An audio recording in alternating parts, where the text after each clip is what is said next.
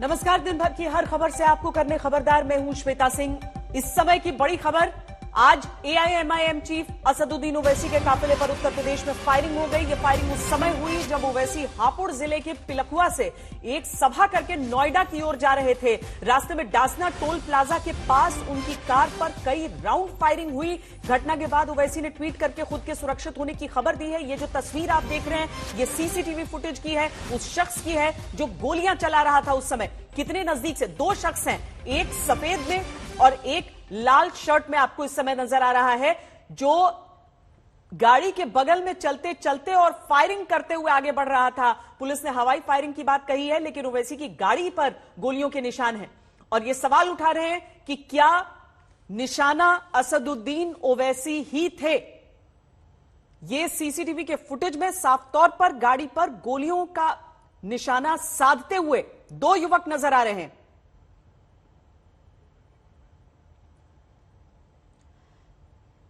और बेखौफ, बिल्कुल आप देखिए, बिल्कुल बेखौफ सड़क के बीचों बीच चलते हुए दो युवक हम आपको दिखा रहे हैं। यह पहली तस्वीर सफेद लिबास, दूसरी तस्वीर लाल शर्ट। सफेद और लाल शर्ट में आप दो युवकों को देख सकते हैं जो खुलेआम तमंचा लहरा रहे हैं और असदुद्दीन ओवैसी की गाड़ी को निशाना बना रहे हैं। मिलन शर्मा इस समय हमारी संवाददाता हमारे साथ जुड़ रही हैं। मिलन, ये वाकई बहुत सारे सवाल उठाने वाली तस्वीरें हैं। भले एक शख्स को गिरफ्तार कर लिया गया है, पुलिस हवाई फायरिंग की बात कर रही है, लेकिन तस्वीरों में तो साफ दिख रहा है कि गाड़ी की तरफ बंदूक का मुख है। बिल्कुल आप सही कह रहे हैं, क्योंकि सीसीटीवी फुटेज में भी साफ दिखाई दे रहा है। जिस तरफ इस वक्त मैं खड़ी हूं, यहां पर जो टोल प्लाजा है उधर, यहां से जब गाड़ी आ रही थी तो इसी तरफ से फायरिंग हुई है।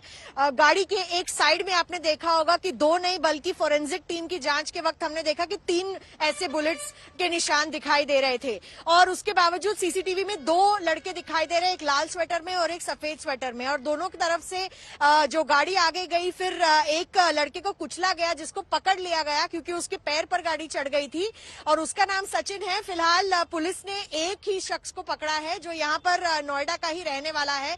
जो दूसरा शख्स है उसे अभी तक पकड़ा नहीं गया है।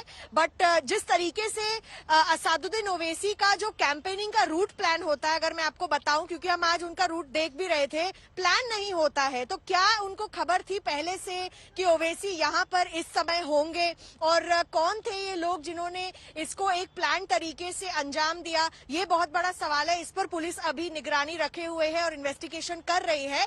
लेकिन साथ ही साथ बड़ा सवाल ये कि उत्तर प्रदेश में लॉ एंड ऑर्डर की धाक दी जाती है, तो उसके बारे में अब उत्तर प्रदेश में जब चुनाव है तो सरकार किस तरीके से देखेगी, ये भी अपने आप में एक सवाल है। नहीं, क्योंकि मिलन, जब भी इस तरह की कोई घटना होती है तो सीधे तौर पर राजनीति पहले शुरू हो जाती है। और अगर कहा जाता है कि गोलियां चली थी तो उसके बाद बहुत सारे सवाल उठते हैं। बंगाल चुनावों में हमने देख लिया, बीजेपी नेता कहते थे और टीएमसी सवाल सामने से उठा देती थी। यहां तो तस्वीर आ गई है, यहां तो एक ऐसी जगह पर घटना हुई है जहां पर तस्वीरें ली जा रही थी और एक एक चीज जो ओवैसी ने अपनी तरफ से अभी आज तक से बातचीत में भी कही थी, वो सारी चीजें उसी हिसाब से हुई हैं कि गाड़ी के बगल में एक शख्स वो गोलियां चलाता हुआ आगे बढ़ रहा है। वो ड्राइवर से कहते हैं कि इसको ठोकर मारते हुए आगे बढ़ा जाओ, वो ठोकर मारता है, वो लड़का गिरता है वहां पर और इसीलिए पुलिस की गिरफ्त में आ जाता है। हवाई फायरिंग की थ्योरी अगर पुलिस दे रही है तो ये तो सीधे सीधे तौर पर हम समझें कि ये थ्योरी ही ध्वस्त है।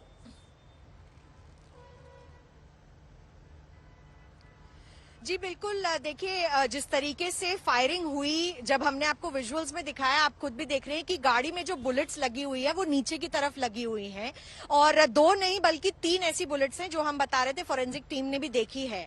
अब जब यही नहीं समझ में आ रहा है कि जो उनका वापस लौटने का रूट था वो प्लान्ड नहीं था, तो ये कौन लोग थे जो इसी जगह पर, जिस टोल पर हम खड़े हैं, इसी तरफ आके जिन्होंने फायरिंग की थी।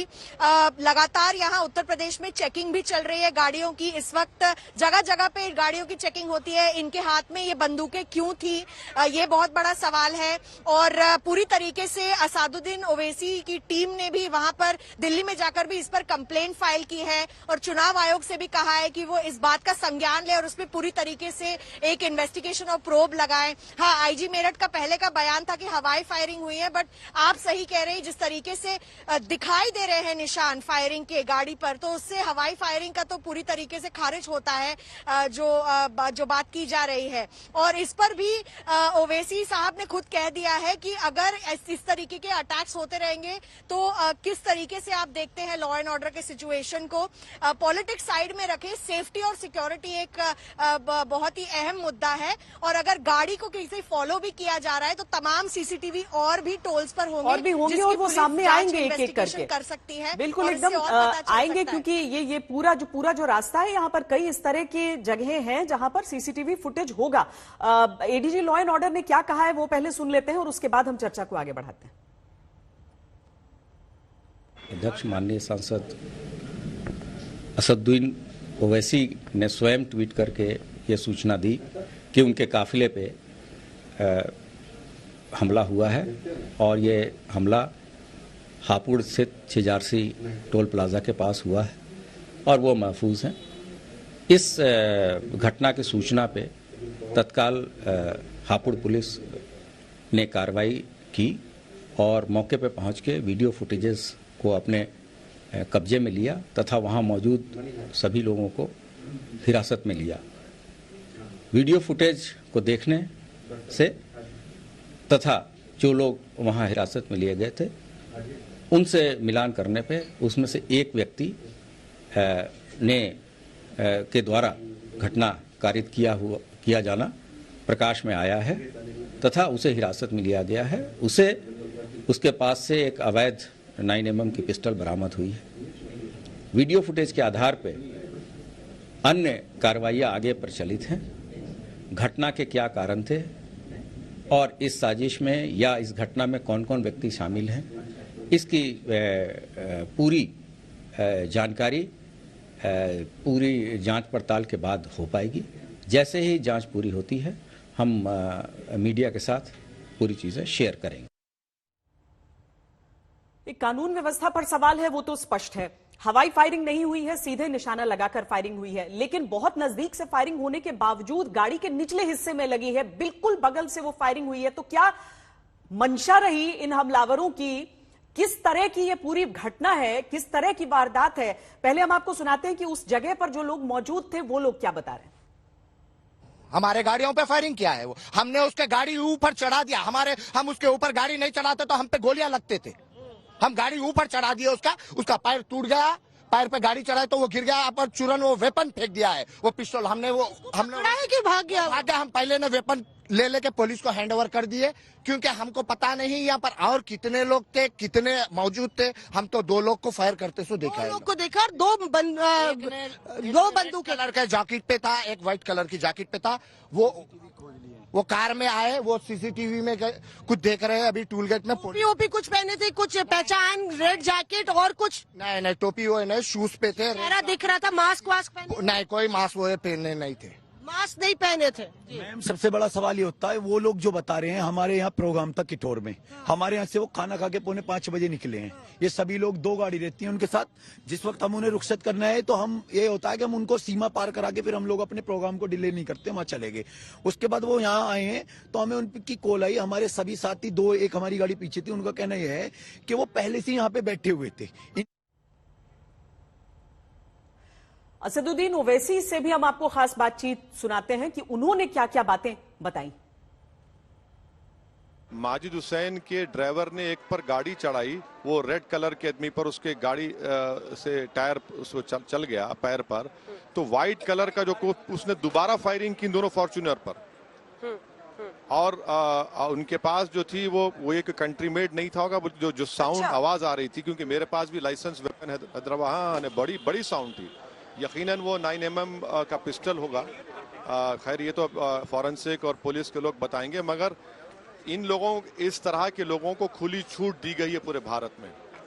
जब कोई जेनोसाइड की बात करता है, जब कोई इस तरह करता है, तो अगर सरकार इन लोगों को रोकेगी नहीं तो फिर आज 4 मरतबा के एमपी पर गोली चलाई गई, कल फिर कौन सेफ है इस देश में? मगर हम तो अपनी हिम्मत से, हौसले से काम करते रहेंगे और मैं बराबर उत्तर प्रदेश के कैंपेन में जाऊंगा और कैंपेन करूंगा।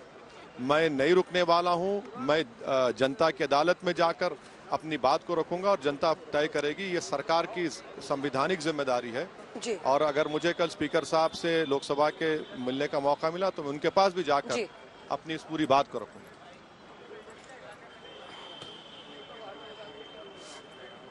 ओवैसी साहब, बहुत अच्छी बात है कि आप लोग सुरक्षित हैं, सभी लोग सुरक्षित हैं। लेकिन एक सवाल मैं आपसे पूछ रही हूँ, चुनावी वक्त भी है, लेकिन आप इसके पीछे बार बार इशारा कर रहे हैं कि धार्मिक उन्माद या धार्मिक आधार पर पैदा हुआ नफरत इसके लिए जिम्मेदार है। आप इसके पीछे चुनावी वजह नहीं देख रहे हैं। जल्दबाजी तो नहीं हो रही? क्योंकि अभी नहीं मैडम, मेरी डिमांड यही है कि इलेक्शन कमीशन ऑफ इंडिया इसको अपने कॉग्निसेंस में ले और वो इसका स्ट्रिक्ट व्यू करे।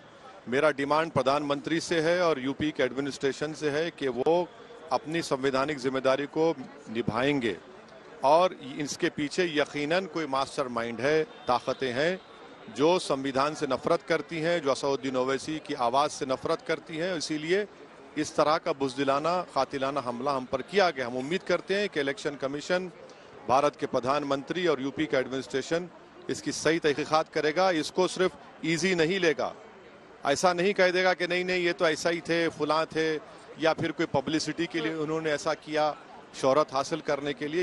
ये नहीं है। इसको ये छोटा वाक़या नहीं है। इसको हम उम्मीद करते हैं कि इसके पीछे जो दिमाग है उन शयातीन का, उन तमाम इविल फोर्सेस का, उसको बेनकाब करके उनको ही पकड़ेंगे।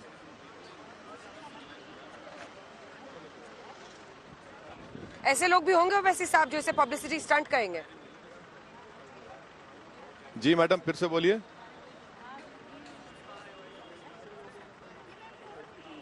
ऐसे लोग भी होंगे सर, आपने खुद कहा, जो इसे पब्लिसिटी स्टंट कहेंगे।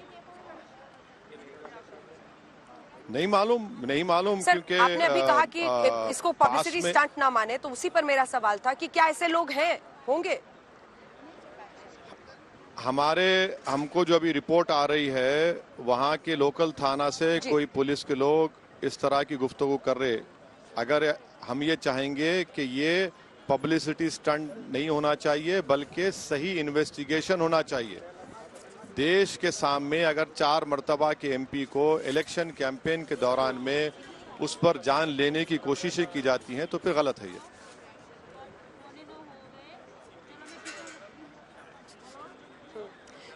ठीक है मैडम, मुझे इजाजत दीजिए। है अब तो और भी ये वीडियो भी दर्शक देख रहे होंगे और इतने सारे दर्शक आज तक पर देख रहे। एक आखिरी सवाल है सर, सिक्योरिटी लेनी चाहिए? एक आखिरी सवाल है सर, आखिरी सवाल, सिक्योरिटी आपको नहीं लगता आपको लेनी चाहिए? जी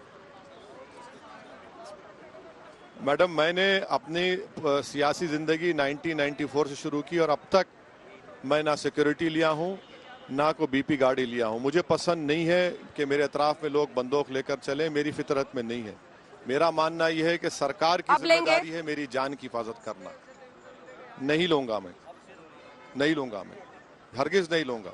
अब लेंगे? चाहे कुछ भी हो जाओ, मुझे जाना एक दिन इस दुनिया। नहीं लेंगे अभी? नहीं लूंगा मैडम, मैं मेरी नहीं लेंगे। मेरी मौत खुद मेरी जिंदगी की हिफाजत करेंगी। जो वक्त आएगा जाएंगे, मगर ये सरकार की जिम्मेदारी है कि मेरी जान की हिफाजत करें। अगर सरकार नाकाम हो रही है इन ताकतों को पहचानने के लिए तो फिर ये सरकार जिम्मेदार रहेगी अगर कुछ मुस्तकबिल में कुछ होता है तो। क्या लग रहा है सर आपको, इसके पीछे कुछ समझ में आ रहा है? मैडम, ये तो हम तो डिमांड करते हैं कि इलेक्शन कमीशन ऑफ इंडिया इसकी जांच पड़ताल कराए। मैं इस बात का डिमांड करता हूं कि देश के प्रधानमंत्री और उत्तर प्रदेश का एडमिनिस्ट्रेशन वो इसकी पूरी तहकीकात करें, क्योंकि ये एक वेल प्लान कॉन्स्पिरेसी है। पूरा हमारे को फॉलो कर रहे थे, इनको हमारा पूरा प्रोग्राम मालूम। और ये कौन ताकतें हैं, कौन ऐसे लोग हैं जो इस तरह से हमारी जान पर हमला करके हमको ख़त्म करने की कोशिश की। मगर अल्लाह का फजलो करम है कि आज हमारा वक्त नहीं था। मगर एक बात तो मैं इन बुज़दिलाना हरकत करने वालों को और इनके पीछे जो दिमाग है उनको बताना चाहूँगा कि मैं अपनी आवाज़ को, अपनी ज़बान को, अपनी ज़िंदगी के तर्ज अमल को, अपने एहतजाज को, जो संविधान मुझे बुनियादी हक देता है, मैं पीछे हटने वाला नहीं हूँ। हाँ, मुझे यकीन है कि एक दिन मेरी मौत आएगी, मगर क्या फ़ायदा हो ज़िंदगी का अगर मैं इन लोगों से डर कर घुट घुट कर ज़िंदगी गुजारूं। मेरी ज़िंदगी जो थी खुलेआम है। मैं 94 में MLA बना और अल्हम्दुलिल्लाह अब तक मैंने कोई सिक्योरिटी नहीं ली, क्योंकि मेरा कोई क्रिमिनल बैकग्राउंड नहीं है। ना मैं पसंद करता हूं कि लोग मेरे अतराफ में हथियार लेकर चलें, मगर हम उम्मीद करते हैं कि सरकार इसका नोट लेगी, इसका पूरी जांच करवाएगी कौन है मास्टरमाइंड।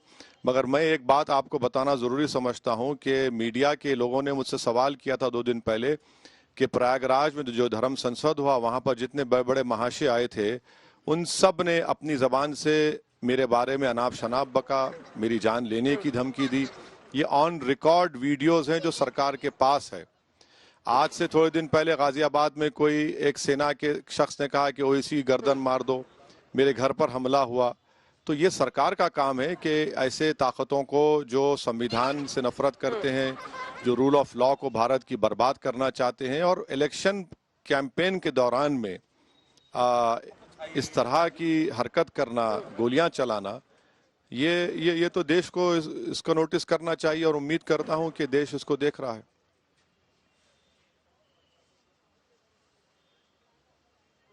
ओवैसी साहब, क्या आप अपने ऊपर हुए हमले को सीधे हरिद्वार में हुई धर्म संसद से जोड़ रहे हैं? आपको लग रहा है वहां पर उकसाया गया आपके खिलाफ, ये कह रहे हैं?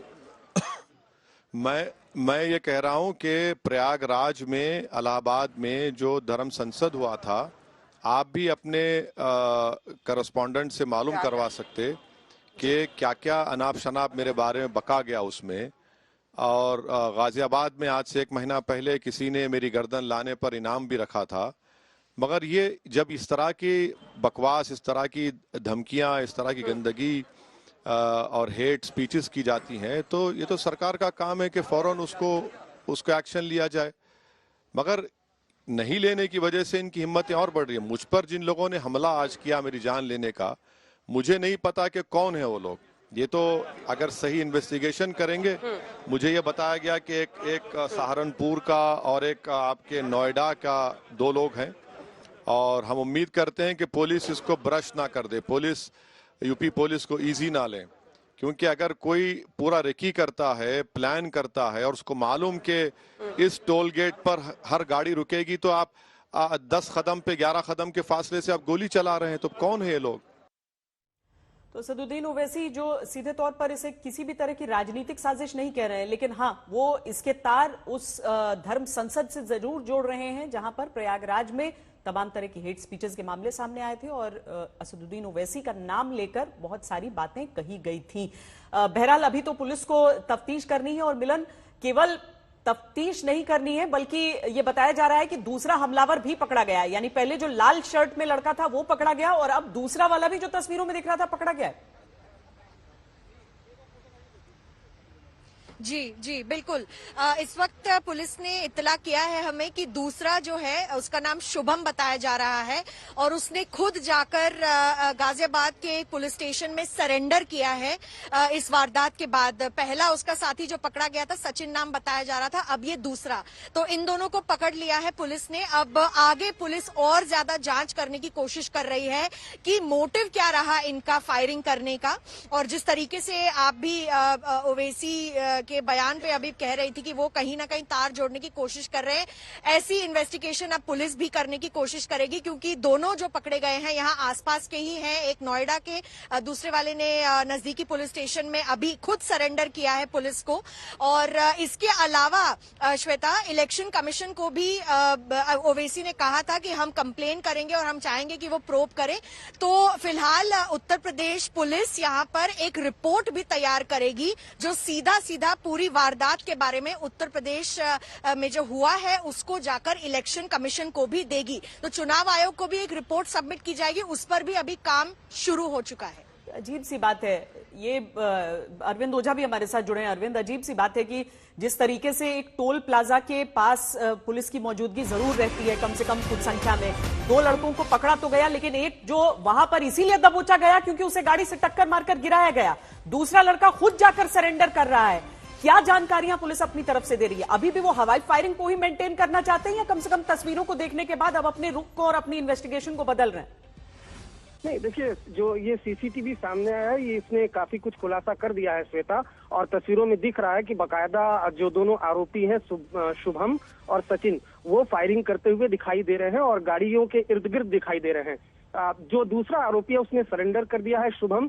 दोनों से खुद जो आईजी मेरठ रेंज है प्रवीण कुमार, वो दोनों से पूछताछ कर रहे हैं और जानने की कोशिश कर रहे हैं कि आखिर वजह क्या है। लेकिन आपने ठीक कहा कि जो पहला आरोपी है वो भी भागने में फरार हो जाता, लेकिन उसे कार से टक्कर मारी गई है, जिसके बाद उसकी बाइक डिसबैलेंस हुई है, उसके बाद उसे पकड़ा गया था। दूसरा आरोपी, उसने सरेंडर कर दिया है। गोली क्यों चलाई, किस लिए चलाई, इस बारे में भी जानकारी नहीं शेयर की जा रही है, क्योंकि दोनों ही आरोपियों से जो आईजी है वो खुद पूछताछ कर रहे हैं मौके पर। किस तरह की चीजों पर पुलिस विचार कर रही है अरविंद? क्योंकि 2 चीजें हैं। देखिए, एक तो हवाई फायरिंग नहीं है, सीधे निशाना साधा गया है, लेकिन गाड़ी के बिल्कुल बगल में खड़े होके 2 लड़के इस तरीके से निशाना साध रहे हैं, लेकिन गाड़ी के निचले हिस्से को ही गोलियों से अपनी छलनी करते हैं। यानी क्या एक डराने की कोशिश ज्यादा दिख रही है? क्या दिख रहा है? ये बहुत असमंजस में डालने वाला वाकया है पूरा। जी बिल्कुल, देखिए, और शायद यही वजह है कि मोटिव क्या है, दोनों आरोपियों ने फायरिंग क्यों की। और अगर आप देखेंगे तो जो कार का गेट वाला हिस्सा है वहीं पर गोली लगी है, तो किस लिए फायरिंग की। और आपको बता दूं कि आईजी ने बकायदा इस बात के कंफर्म किया था, जो काफिला है उसके इर्द गिर्द ही ये दोनों बाइक पे जो 2 हमलावर थे वो दिखाई दिए थे और सीसीटीवी में भी दिखाई दिए थे। टोल प्लाजा पर ये हमला हुआ, ये अपने आप में हैरान करने वाला है। बहुत मुमकिन है कि टोल प्लाजा पर गाड़ियां रुकती हैं, इस वजह से ये हमला किया गया हो, लेकिन मोटिव क्या है, किस मकसद से इस हमले को अंजाम दिया गया, ये वो तफ्तीश का विषय है। और शायद यही वजह है कि जो दोनों आरोपी हैं, दोनों आरोपियों से पूछताछ की जा रही है। कुछ उन्होंने खुलासे भी किए हैं जिसको वेरीफाई किया जा रहा है, क्योंकि अमूमन इस तरह के वारदातों में जो आरोपी है वो गुमराह करने की भी कोशिश करते हैं। लेकिन कम से कम जो सीसीटीवी सामने आया श्वेता, वो काफी कुछ साफ करता है कि दोनों जो आरोपी हैं उन्होंने बकायदा बाइक से उतरकर और गाड़ी के पास जाकर फायरिंग की है। हालांकि गेट के निचले हिस्से में लगा है। किसी राहत की बात यही कि किसी को गोली नहीं लगी है। अगर 4 बार के सांसद हैं असदुद्दीन ओवैसी, एक चुनावी रैली में वो प्रचार करने के लिए यहां पर आते हैं। अब देखिए, त्रासदी ये है कि योगी आदित्यनाथ एक ही दिन पहले ये कहते हैं कि कट्टा का कल्चर अब खत्म हो गया है और अब डिफेंस कॉरिडोर की बारी यहां पर आ रही है। रोजाना कोई ना कोई ऐसा छापा पड़ता है जहां पर कट्टे बरामद हो रहे होते हैं और उसमें खुलेआम बेधड़क 2 युवक सड़क पर दौड़ते हुए गोलियां चलाते हैं। पुलिस ये तो मान रही है कि अवैध हथियार उनके पास था, लेकिन कैसे था, कैसे इतने बेखौफ हो गए कि दौड़ लगा रहे हैं इस तरह से? ये तो सरकार के लिए भी एक बहुत बड़ा सवाल हो जाएगा कि कानून व्यवस्था जिसको एक सर्टिफिकेट के तौर पर लहराया जा रहा है सरकार द्वारा, वाकई उसकी स्थिति है क्या जमीन पर? जी बिल्कुल, देखिए श्वेता, अगर बात की जाए उत्तर प्रदेश की, तो चाहे उत्तर प्रदेश पुलिस हो, वो भी लगातार पीठ थपथपाती है। और पिछले दिनों आपने देखा होगा कि किस तरीके से एक के बाद एक धड़ाधड़ इनकाउंटर हुए। लेकिन मैं आपको बता दूं कि ये कट्टा नहीं है। जो हथियार बरामद हुआ है, अभी तक जो हमें जानकारी मिल रही है कि 9mm की पिस्टल है। अमूमन 9mm की जो पिस्टल होती है वो जो सरकारी अधिकारी है, खासतौर पर पुलिस, वो पुलिस ही इस्तेमाल करती है। तो ये पिस्टल कहाँ से आया, और अगर ये 9mm का पिस्टल है जो अवैध तरीके से बनाया गया, तो अपने आप में हैरान करने वाली बात है। दूसरी बात मैं आपको बता दूं कि लगातार जब से चुनाव आचार संहिता लगी है, चाहे वेस्टर्न यूपी की बात करें, तो वहां पर ताबड़तोड़ अवैध हथियारों की फैक्ट्री पकड़ी जा रही है। और हाल फिलहाल के 2 से 3 दिनों में लगातार वेस्टर्न यूपी में, चाहे वो शामली हो, कैराना हो, इन तमाम इलाकों में बावजूद इसके हथियार लेकर अगर 2 शख्स पहुंच रहे हैं, तो जाहिर सी बात है पहले से प्लानिंग की होगी। अगर ये कोई एक्सीडेंटल फायरिंग नहीं और जिस तरह से सीसीटीवी में दिखाई दे रहा, तो जाहिर सी बात है प्लानिंग की गई होगी इन दोनों लड़कों के द्वारा। और तभी वहां पर पहुंचकर अगर आप देखेंगे सीसीटीवी में, तो बाकायदा फायरिंग करते हुए दिखाई दे रहे हैं शुभम और सचिन। लेकिन सवाल ये है फायरिंग किस लिए की, और शायद यही वजह है कि खुद आईजी प्रवीण कुमार, जिनसे आज तक ने बात भी की है, उनका कहना है कि हम लगातार उनसे पूछताछ कर रहे हैं। कुछ उन्होंने बयान दिया है जिनको हम वेरीफाइड करेंगे, उसके बाद ही मोटिव क्या है, किस मकसद से फायरिंग की गई, इस बात का खुलासा करेंगे। मिलन, पहले दौर का चुनाव बहुत नजदीक है और इसी क्षेत्र में ये चुनाव होना है। पुलिस की वैसे तो दबिश बहुत रहती है, हर गाड़ी को, यहां तक कि हमारी मीडिया की अगर स्टिकर लगी गाड़ी होती है उसको भी रुककर तलाशी होती है बाकायदा, और ये नॉर्मल सी चीजें, अच्छी चीजें होना चाहिए। ऐसे में ये एक लड़का, दो लड़के अपना हथियार लेकर पीछा करते हुए आ भी जाते हैं वारदात करके, उनमें से एक जाकर खुद सरेंडर भी कर देता है। ये क्या वहां पर मौजूदगी नहीं रही पुलिस बलों की किसी भी तरह से? क्योंकि टोल प्लाजा के नजदीक तो आमतौर पर गाड़ियां खड़ी रहती हैं एक दो। जी बिल्कुल, देखिए इस वक्त भी मैं उसी टोल प्लाजा पर खड़ी हूं और आप मेरे पीछे देख रहे हैं कि गाड़ियां तो आ जा रही हैं। फिलहाल मैं आपको बता दूं कि चेकिंग बहुत ज्यादा सख्त कर दी गई है यहां पर इस इंसिडेंट के बाद, क्योंकि आपने देखा कि सीसीटीवी फुटेज में खुलेआम ये दोनों लड़के यहां बीच में से दौड़ते हुए फायरिंग कर रहे हैं। और फिलहाल भी आपको यहां पर पुलिस बल इस वक्त ज्यादा दिखाई देगा, लेकिन अमूमन हम देखते हैं कि टोल प्लाजा पर पुलिस बल नहीं होता है। इसीलिए ओवैसी कह रहे हैं, बार बार वो कह रहे हैं कि एक वेल प्लान्ड लग रहा है उनको भी, पर इसकी जांच पड़ताल पुलिस अब करेगी। क्योंकि जब 9mm के पिस्टल से आप शूट कर रहे हैं और आपने खिड़कियों पे जो विंडोज हैं कार की उस पर शूट नहीं किया, आपने नीचे शूट किया, तो आपका मोटिव और इंटेंशन क्या रहा? और जब रूट प्लान नहीं है, अगर अमूमन किसी नेता का रूट प्लान नहीं होता है इस तरीके से, लास्ट मोमेंट पर चेंजेस भी होते हैं श्वेता, तो उन्हें कैसे पता था कि गाड़ी किस वक्त इस टोल प्लाजा पर आएगी और क्या वो यहीं पर उस वारदात को अंजाम देना चाह रहे थे? ये सारी सवालों के जवाब अब जो है पुलिस, यहाँ पर प्रशासन, हापुड़ पुलिस और उत्तर प्रदेश की पुलिस ढूंढ रही है। लेकिन ये बहुत बड़ा सवाल है लॉ एंड ऑर्डर के ऊपर, क्योंकि अमूमन हम भी इसी रूट से ट्रैवल करते हैं। आम नागरिक के लिए भी एक परेशानी का जो है सबब बन जाता है। और अपनी तरफ से भी देखना ये होगा कि अब उत्तर प्रदेश पुलिस का जवाब क्या होगा चुनाव आयोग क्यों, क्योंकि चुनाव आयोग ने भी इस पर रिपोर्ट मांगी है, तो उसमें वो क्या लिख कर देंगे, क्योंकि अभी कैंपेनिंग हो रही है और पहला फेज की जो वोटिंग है वो 10 फरवरी को होने वाली है। तो इस बीच काफी बड़े नेता, अब कल भी पश्चिमी उत्तर प्रदेश में अमित शाह से लेके हर नेता यहाँ पर कैंपेन करेंगे, तो कैसा रहेगा यहाँ पर जो है लॉ एंड ऑर्डर सिचुएशन और सिक्योरिटी, इस पर बहुत ध्यान देने की सुरक्षा में कोई नेता मूव भी नहीं कर रहा है, तो उस तरह से इस तरह की चीजें बहुत सारे सवाल उठाती हैं और वाकई जो निशाना साधा गया है वो अपने आप में बहुत ज्यादा संदिग्ध है। बहुत शुक्रिया आपका मिलन, और साथ ही अरविंद आपका भी बहुत शुक्रिया। मुख्यमंत्री योगी आदित्यनाथ उत्तर प्रदेश में अपराधियों और माफियाओं के सफाए को अपनी सरकार की बड़ी उपलब्धि बताते हैं, लेकिन पहले चरण के चुनाव में उम्मीदवारों के हलफनामों को देखें तो पता चलता है कि किसी भी दल में आपराधिक छवि वाले उम्मीदवारों की कोई कमी नहीं है। एसोसिएशन फॉर डेमोक्रेटिक रिफॉर्म्स यानी एडीआर ने पहले चरण में चुनाव लड़ने वाले 623 प्रत्याशियों में से 615 प्रत्याशियों के हलफनामों का विश्लेषण किया, जिसमें पता चला है कि इनमें से एक चौथाई यानी 156 उम्मीदवारों पर आपराधिक मामले दर्ज हैं। इन 156 दागी उम्मीदवारों में से 121 पर गंभीर आपराधिक मामले दर्ज हैं।